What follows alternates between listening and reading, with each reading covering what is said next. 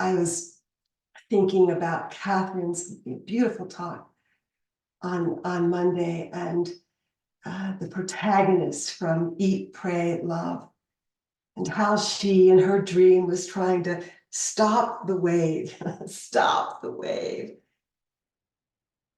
And when we learn to swim in the ocean, we might drop down or let the wave come over us, right? Drop down, or learn to ride it in, or maybe surf it in. If there's a nice swell, we can just ride up and over. There's a short guided meditation. I actually heard it from Tara Brach, and it's called the duck meditation. And she describes the duck riding out in this, riding out about 100 feet beyond the surf as it cuddles in the swell, in the swells. There is a big heaving in the Atlantic, and he's a part of it. He can rest while the Atlantic heaves because he rests in the Atlantic. But ultimately,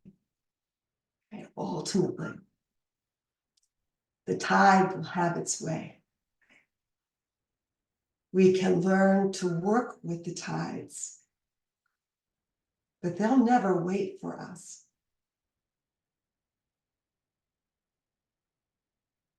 Mindfulness is a cultivator of equanimity. And in our mindfulness practice, we grow our capacity to be with direct experience, moment to moment to moment. And we examine our perceptions, biases, fears, projections because of our history or conditioning, experiences, fortunes or misfortunes. And we begin to recognize, to see with a little more clarity how they interfere with equanimity. One of the great gifts of mindfulness is growing our capacity to not be so driven by the winds or the waves, whether the winds or the waves come from inside of us or outside. The vicissitudes of life, always changing. Anicca. Stop this wave. Stop this wave. Stop this moment. Of course we can't. We're in the flow.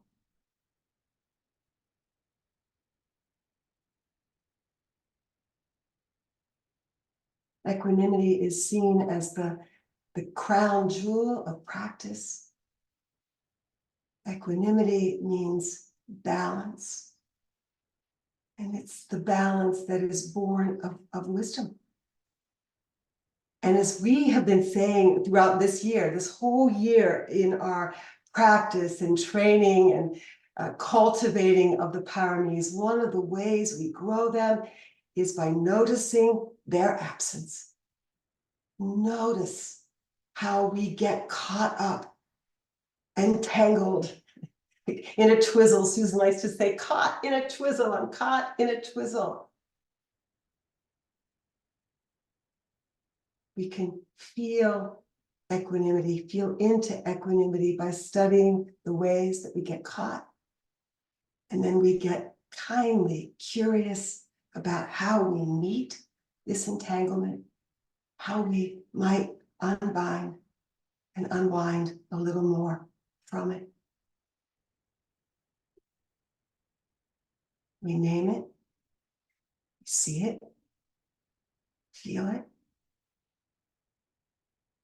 We name and see the reactive pattern, because when we can name and see it, we're a little bit out of it. And we can begin to work a little more skillfully with these patterns. And we give a deliberate and heartfelt attention to what might help us ground and settle and regain some balance. And we begin to notice how that feels.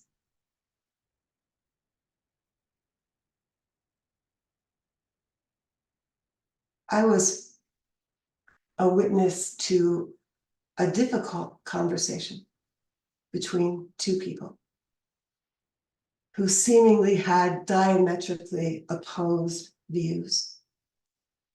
And the content doesn't matter. What really got my attention, it was like, Jaye, pay attention to this. This is important. How they communicated. How each person was deliberately moving toward some understanding. Equanimity is middle. Gil Fonsdale, the Buddhist Dharma teacher, teaches that equanimity is someone, is like someone walking on a tightrope, right? with a balance pole,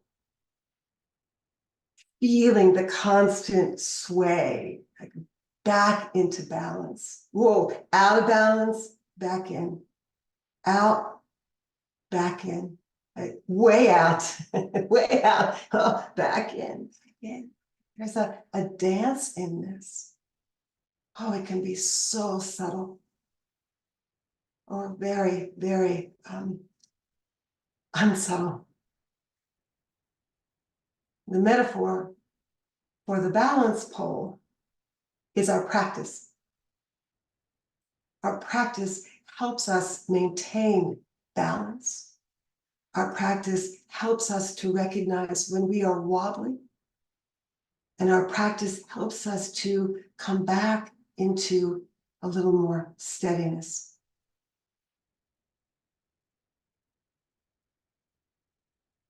And I'm sure we can all appreciate the effort and the practice and the training and the skillfulness involved in walking a tightrope. I imagine that in that experience, there is also this capacity to relax and steady. There's a calm focus, a stillness in movement.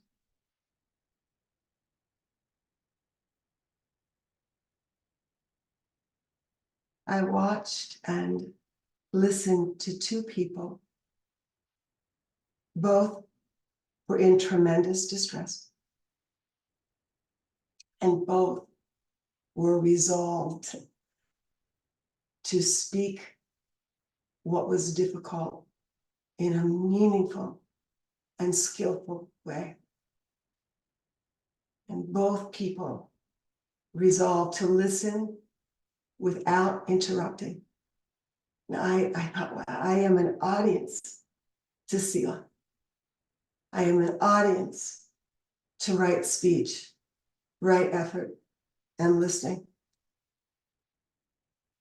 And the author, poet, teacher, Mark Nepo writes, in the world where the great technologies enable us at record speed to record, replay, cut, paste, zoom in, zoom out, and delete, listening is the crucial commitment to keep the heart untouched, the heart touchable, staying vulnerable in a way that reminds us that life is ultimately unique and unrepeatable, and that we are all connected in a deep and vibrant way.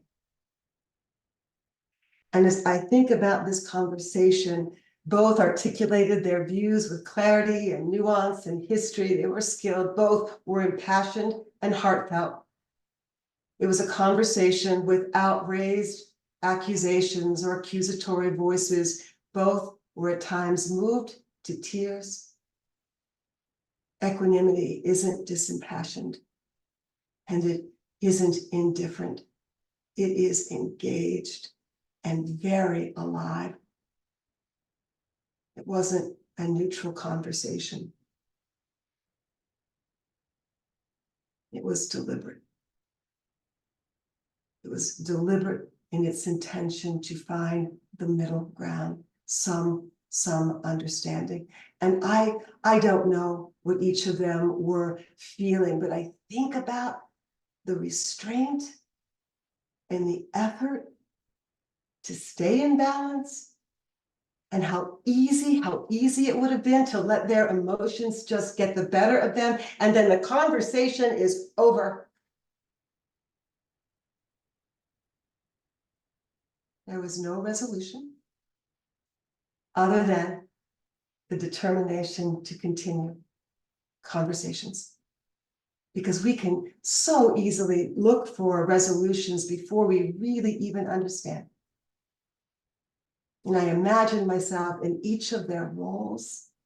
Like it was as if I had this bird's eye view, right? That is the Sanskrit definition, upekkha. It means to sort of have the ability to see from all around, like up on the mountain. You're not caught in any one side or any perspective.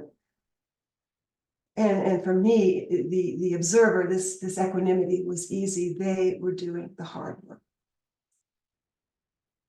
They were modeling equanimous behavior.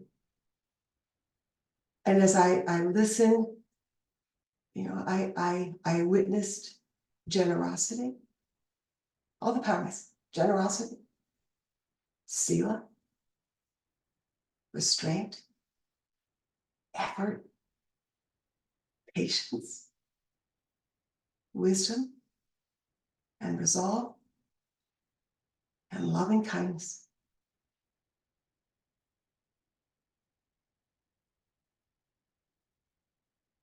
In Boundless Heart by Christina Feldman, she writes, equanimity is the deepest practice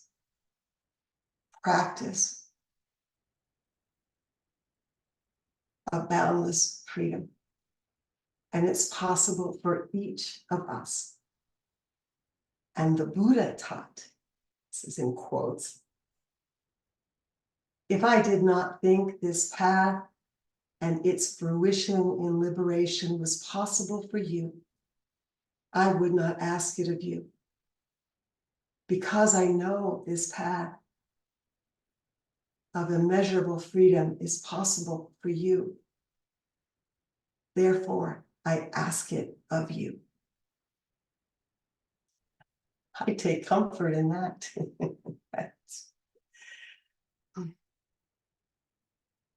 Thank you for listening